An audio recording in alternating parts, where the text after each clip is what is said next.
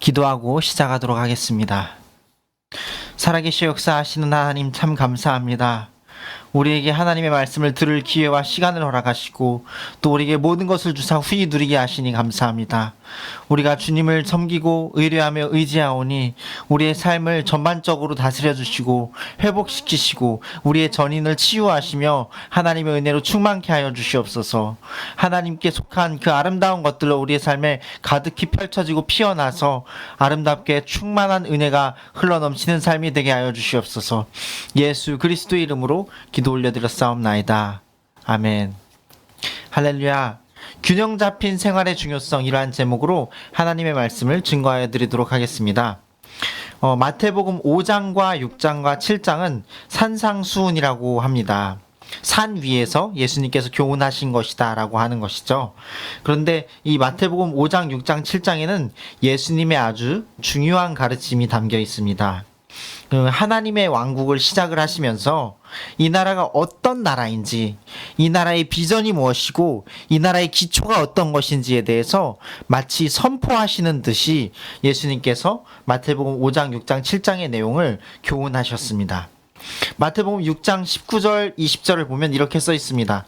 너희를 위하여 보물을 땅에 쌓아두지 말라. 거기는 좀과 동록이 해하며 도둑이 구멍을 뚫고 도둑질하느니라. 오직 너희를 위하여 보물을 하늘에 쌓아두라. 거기는 좀이나 동록이 해하지 못하며 도둑이 구멍을 뚫지도 못하고 도둑질도 못하느니라. 아멘.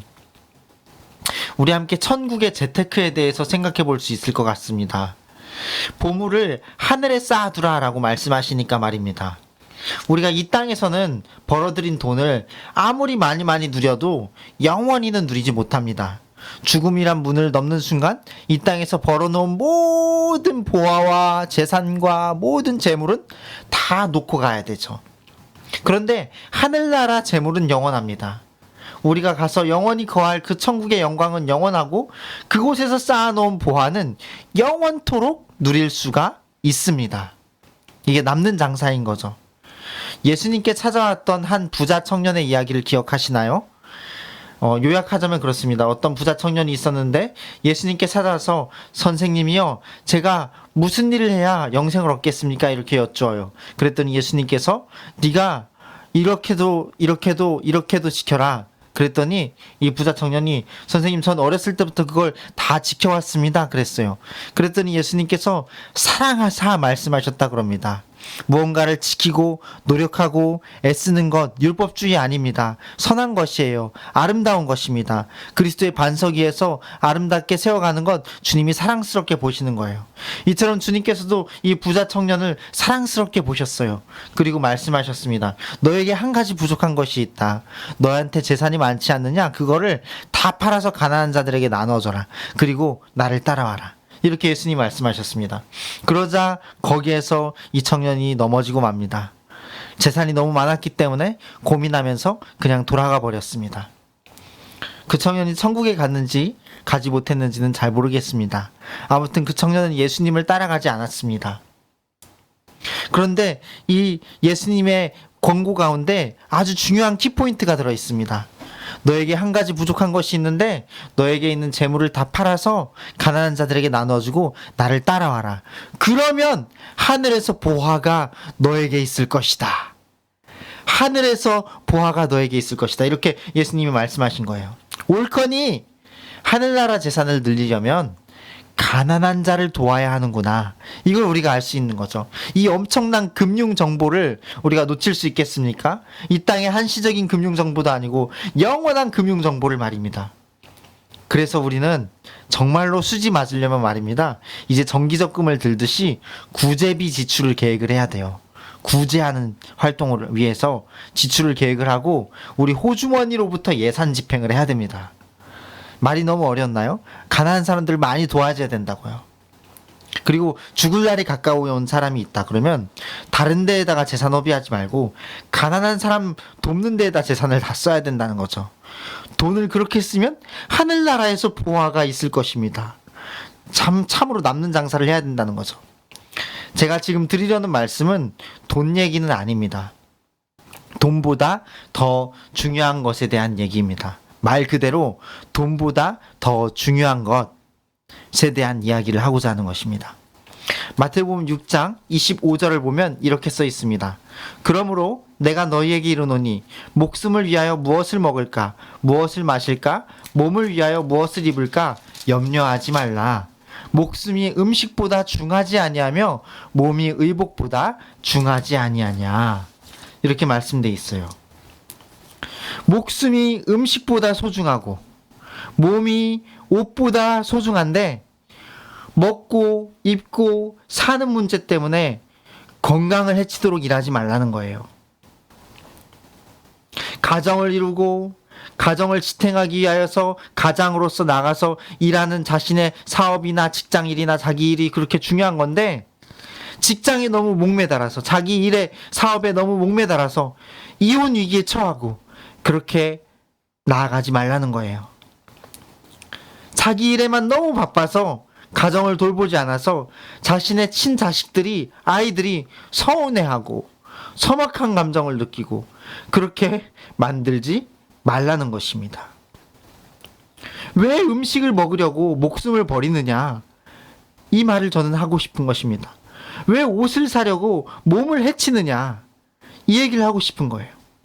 과열을 주의하라 라는 것입니다. 과열을 주의하라. 마태복음 6장 26절은 이렇게 써 있죠. 공중의 새를 보라. 심지도 않고 거두지도 않고 창고에 모아 들이지도 아니하되 너희 하늘 아버지께서 기르시나니 너희는 이것들보다 귀하지 아니하냐. 참새는 창고에 쌓지 않죠. 농사를 짓지도 않습니다. 밭을 갈지도 않고 씨 뿌리지도 않고 뭐 농약을 치지도 않고 또 이렇게 식물을 돌보지도 않아요. 그렇지만 배불리 먹고 삽니다. 그리고 짹짹짹짹 하면서 아름다운 목소리로 노래하면서 삽니다. 물론 참새도 아예 그냥 아무 일도 안 하는 건 아니죠. 시기적절하게 나가서 먹을 것을 구하긴 해야 됩니다. 사냥도 해야 되고 곤충도 집어먹고 곡식도 집어먹고 그렇게 살아야 됩니다. 그렇지만 결론적으로 안 굶어 죽는다라는 것입니다. 주님께서 우리에게 하시고자 하는 말씀이 이거예요. 하나님 나라의 원칙이 있는데 그 비전이 있는데 너희가 수단과 목적을 바꾸지 말라라는 것입니다. 우리가 먹고 사는 문제, 입고 자는 문제에 너무 치중한 나머지 우리의 삶의 알맹이 자체를 파괴하고 그것을 무너뜨리는 삶을 살지 말라는 것이죠. 삶이란 무엇일까요? 죽음은 누구에게든지 예고 없이 찾아올 수 있지만 우리는 삶에 관해서 좀 더 진지해질 기회를 미루고 사는 것만 같습니다. 하나님께서는 우리에게 삶이라는 선물을 주셨어요. 그 안에는 거의 무한하다고 할 수 있는 선물들이 담겨 있습니다. 우리는 삶에 대해서 얼마나 알고 있습니까? 마태복음 6장 31절 32절을 보면 이렇게 써 있습니다. 그러므로 염려하여 이르기를 무엇을 먹을까 무엇을 마실까 무엇을 입을까 하지 말라. 이는 다 이방인들이 구하는 것이라. 너희 하늘 아버지께서 이 모든 것이 너희에게 있어야 할 줄을 아시느니라.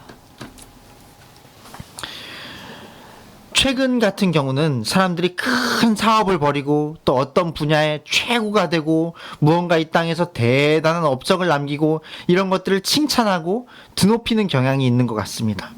그것이 세상에서 아주 위대하고 유명하다 하는 사람들의 모습이죠. 그러나 하나님 말씀하십니다. 그게 다가 아니란다 라는 거예요. 워크 앤 라이프의 밸런스를 지켜야 된다라는 겁니다. 웰빙을 누려야 된다. 그런 말씀을 하시고자 한다고 저는 생각을 합니다. 삶의 한순간, 삶의 한 걸음 한 걸음들 속에서 피어나는 행복을 자기 것을 삼을 줄 알아야 된다는 거예요.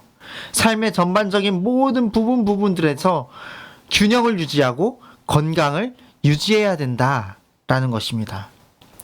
어쩌면 우리는 바쁘다는 핑계로 먹고 마시고 입고 자는 일 때문에 정작 삶의 알맹이를 잊은 채 살아가고 있지는 않은지 모릅니다. 삶에 대해서 진지한 태도를 갖는다는 의미는 더 많이 누린다는 뜻이 아니에요.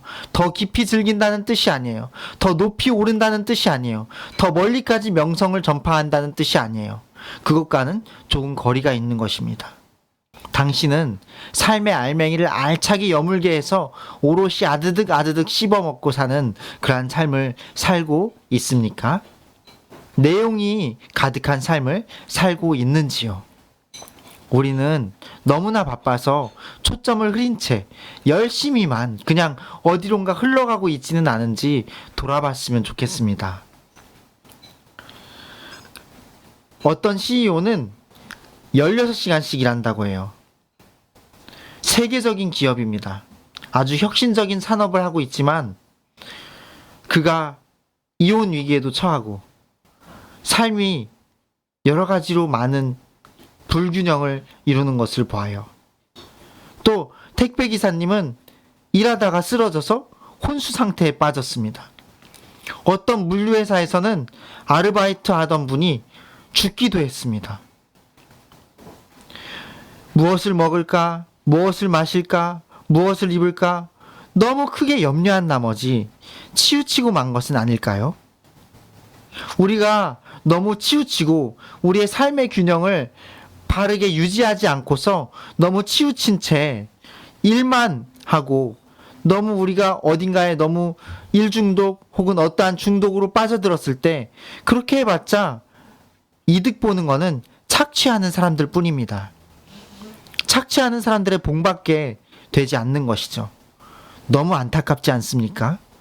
정말 너무 뼈가 시리고 가슴이 아리도록 안타까운 일입니다. 하나님은 말씀하십니다. 너희가 그렇게 하지 않아도 내가 너희를 먹여 살려. 너희가 그렇게 애쓰지 않아도 내가 너희를 먹이고 입히고 마시우고 재우고 살게 한단다. 하나님은 먹이신다는 것입니다.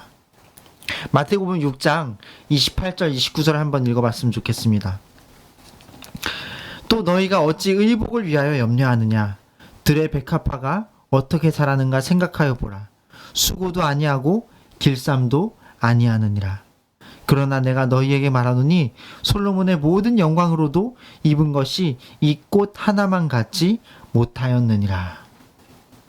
들의 백합화 하나가 솔로몬이 입은 것보다 영광스럽게 입고 산다고 표현했어요. 예수님의 이 표현이 한편에 시 같지 않습니까? 너무 멋있죠? 우리가 이와 같은 안목을 가지고서 삶을 살아간다면 좋을 것입니다. 삶의 아름다움을 알고 우정의 소중함을 만끽하고 살았으면 좋겠습니다. 가족애의 풍요로움으로 밥을 짓고 웃음 가득한 기지개로 하루를 시작하며 살아갔으면 좋겠습니다.